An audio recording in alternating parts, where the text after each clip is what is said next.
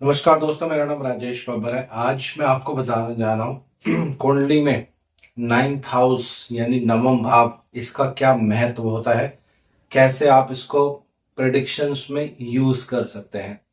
छोटी सी ही वीडियो रहेगी, एक दो उदाहरण मैं आपको समझाऊंगा, उसके बाद आप इसको जितना प्रैक्टिस करेंगे उतना इसमें आपकी पकड़ जो है वो बननी शुरू हो जाएगी। तो वीडियो आरंभ करने से पहले भगवान गणेश जी और भगवान शनिदेव से आराधना करूंगा सबके घर में सुख और शांति बनाए रखे। तो आइए वीडियो आरंभ करते हैं। कुंडली का नवम भाव कुछ ऐसी ही स्क्रीन पे आपको अपनी कुंडली जब आप खोल के देखेंगे, कुछ इस तरह की कुंडली आपको दिखती है। यहाँ पे कुछ नंबर लिखा रहता है, हर कुंडली में ये अलग अलग नंबर होता है। इसको लगन कहते हैं।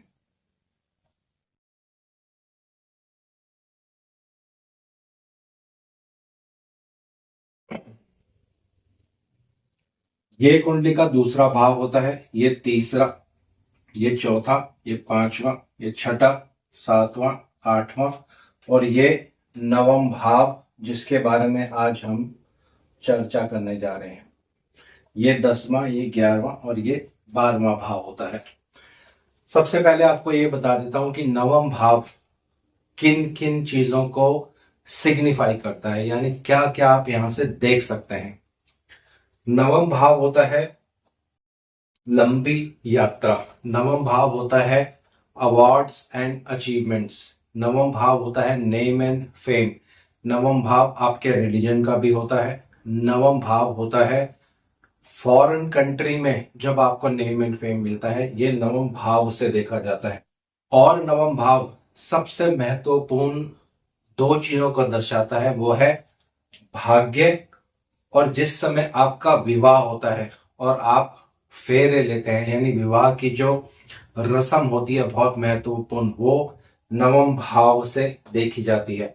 इसका भी कुंडली में बहुत महत्व होता है, ये आने वाली वीडियोस में मैं एक्सप्लेन करूंगा।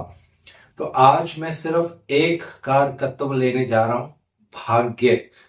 क्या कहता है आपका भाग्य, कहां जाकर भाग्य उदय होगा, किन किन चीजों से आपको लाभ मिलने वाला है जीवन में, ये कहां से हम देख सकते हैं, इस वाले भाव से।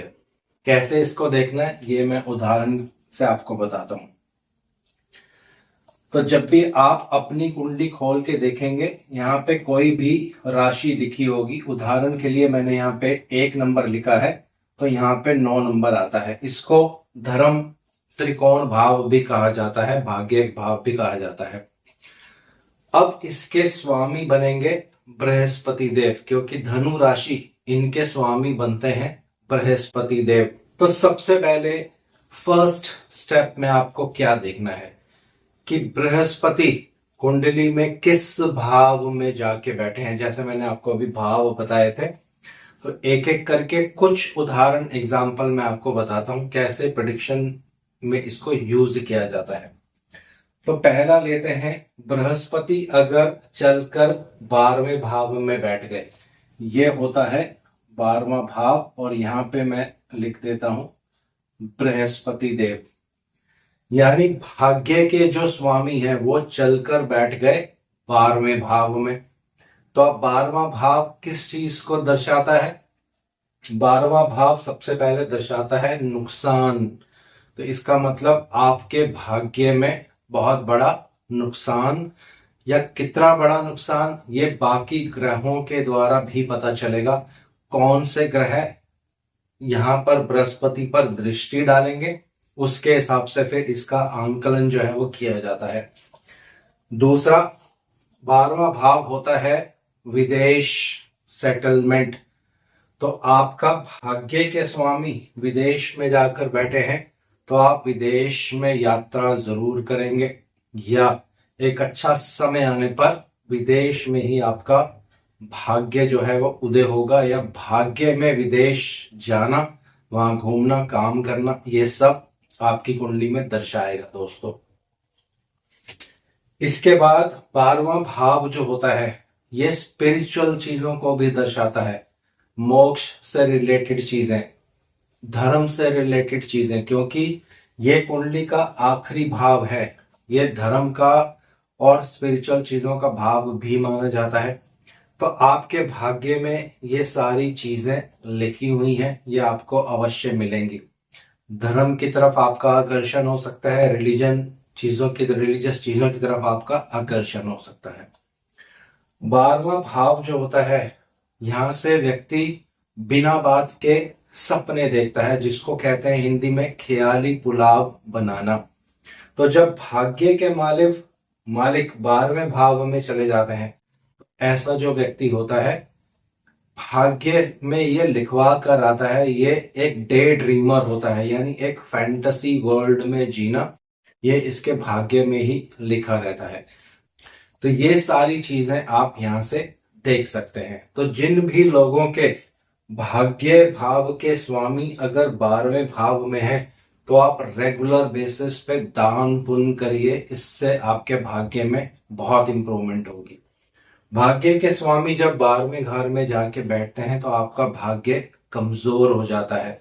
क्यों? क्योंकि ये जो भाव है, ये एक खराब भाव जो है माना जाता है, वीक भाव माना जाता है। अब और नेक्स्ट एक और उदाहरण लेते हैं। यही अब 9वां भाव, इसके स्वामी बृहस्पति देव बनेंगे, तो इसको लिख देते हैं यहां पे। मैं सिर्फ समझाने के पर्पज से एक एक छोटे छोटे उदाहरण दे रहा हूं। भाग्य के स्वामी तीसरे भाव में बैठे हैं, तो जहां भी भाग्य के स्वामी जाकर बैठते हैं, जिस भी भाव में, उस भाव की चीजों के अकॉर्डिंग, उस भाव के कारकत्वों के अकॉर्डिंग वो सब चीजें आपको जरूर मिलती हैं दोस्तों। क्योंकि भाग्य के मालिक यहां बैठे हैं, तो आपके छोटे भाई बहन हो सकते हैं, यंगर सिबलिंग्स हो सकते हैं, आपके छोटे भाई बहन हो सकते हैं। परंतु अगर बहुत ज्यादा पाप प्रभाव होगा, तो फिर आंकलन जो है दूसरे तरीके से किया जाएगा। भाग्य चलकर तीसरे भाव में बैठा है, इसका मतलब भाग्य में यात्राएं लिखी हुई हैं, भाग्य में पुरुषार्थ लिखा हुआ है, यानी भाग्य बहुत मेहनत करवाने वाला है आपसे। तीसरा भाव जो होता है, ये हार्डवर्क और मेहनत का होता है दोस्तों।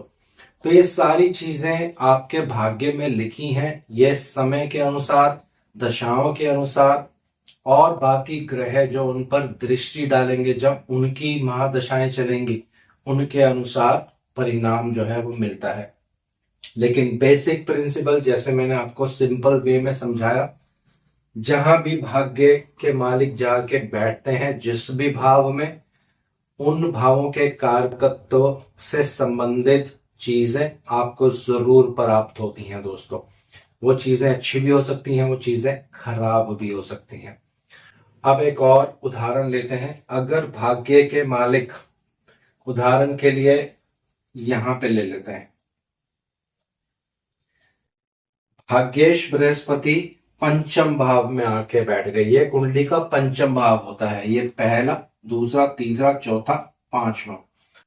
तो पंचम भाव क्या होता है? पंचम भाव होता है बुद्धि का भाव, पंचम भाव होता है ज्ञान का भाव, पंचम भाव होता है संतान का भाव, पंचम भाव होता है लव अफेयर्स का भाव, पंचम भाव होता है बुरी आदतों का भाव। तो बहुत सारे इसके कारकत्व होते हैं। ज्ञान का भाव भी ये माना जाता है। मंत्र दीक्षा जब कोई व्यक्ति लेता है, तो पंचम भाव से ही देखा जाता है। तो क्या रूल लगेगा, जैसे मैंने आपको एक्सप्लेन किया है, भाग्य के मालिक पंचम भाव में बैठे, अगर बहुत ज्यादा पाप प्रभाव नहीं होगा, तो भाग्य में संतान का सुख अवश्य लिखा है। देरी से होगा, जल्दी से होगा, कुछ सुख मिलने के बाद फिर वो खत्म भी हो सकता है। ये बाकी ग्रहों की दृष्टि और इनके साथ किस ग्रह की युति है, उस पर निर्भर करता है। भाग्य में ज्ञान लिखा हुआ है, आपकी बुद्धि बहुत तीव्र होगी, ज्ञान आप में बहुत ज्यादा होगा। और पंचम भाव, जैसे मैंने पहले बताया, मंत्र दीक्षा या स्पिरिचुअल चीजों को भी इंडिकेट करता है। तो ये सारी चीजें आपके भाग्य में लिखी हैं, ये आपको अवश्य मिलेंगी।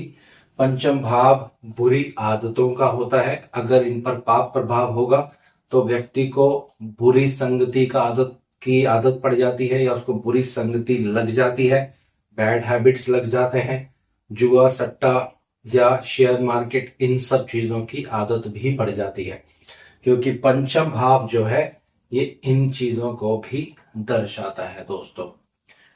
अब एक और उदाहरण लेते हैं। मान लीजिए भाग्य के स्वामी छठे भाव में आ गए। ये कुंडली का छठा भाव है। छठा भाव दर्शाता है रोग, ऋण, कर्जा, षड रिपुस, जिसको आप एस्ट्रोलॉजी अच्छे से पढ़ेंगे तो छठे भाव के बारे में बहुत सारे कारकत्व आपको मिलेंगे। मम्मी के साइड के रिलेटिव्स जो छठे भाव से देखी जाती हैं। और छठा भाव जीवन में दर्शाता है रुकावटें। तो भाग्य के मालिक जब छठे भाव में जाएंगे तो इसका मतलब क्या है, आपको रोग होगा, भाग्य में रुकावटें आएंगी, बनते काम आपके बिगड़ेंगे, किसी न किसी तरह से कर्ज आपको लेना पड़ सकता है। परंतु अगर शुभ प्रभाव होगा तो इन चीजों की इंटेंसिटी कम हो जाएगी, रोग होगा लेकिन जल्दी ठीक हो जाएंगे। छठा भाव एक्सीडेंट्स का भी होता है, तो भाग्य में कोई एक्सीडेंट लिखा है, बड़ा एक्सीडेंट होता है ऐसे केस में। अगर बहुत ज्यादा पाप प्रभाव में होंगे बृहस्पति तो एक मेजर बड़ा एक्सीडेंट आपके जीवन में होगा दोस्तों। तो विधि मैंने आपको यहाँ बता दी है, सिंपल रूल है, मैं दोबारा से बता रहा हूं इसको कैसे आपको देखना है। नवम भाव भाग्य का भाव है, ये आपको देखना है यहाँ पे कौन सी राशि है। अपनी अपनी कुंडली जब आप खोल के देखेंगे यहाँ पर आपको कोई ना कोई राशि दिखेगी, उस राशि के स्वामी आपको ले लेने हैं और देखना है किस भाव में जाकर वो बैठ गए हैं, विराजमान हो गए हैं। तो उन भाव के कारकत्वों के अनुसार वो चीजें आपको जरूर मिलेंगी, वो आपके भाग्य में लिखी हुई हैं। कितना उनका सुख मिलेगा, कितना उनका बुरा प्रभाव होगा, वो बाकी ग्रहों की दृष्टि पर भी निर्भर करेगा, और किस ग्रह की आपके जीवन में दशा चल रही है ये भी निर्भर करेगा। इसी भाग्य भाव के डिविजनल चार्ट, वर्ग चार्ट जो होते हैं वो नवमांश कुंडली कहते हैं। नवमांश कुंडली सिर्फ विवाह के लिए नहीं देखी जाती है दोस्तों। नवमांश कुंडली आपके भाग्य स्थान के अंदर झांक के देखने की एक वर्ग चार्ट है। तो आज इस वीडियो को यही विराम दे रहा हूं। आशा करता हूं सब कुशल मंगल होंगे। भगवान शनिदेव से आराधना करूंगा सबके घर में सुख और शांति बनाए।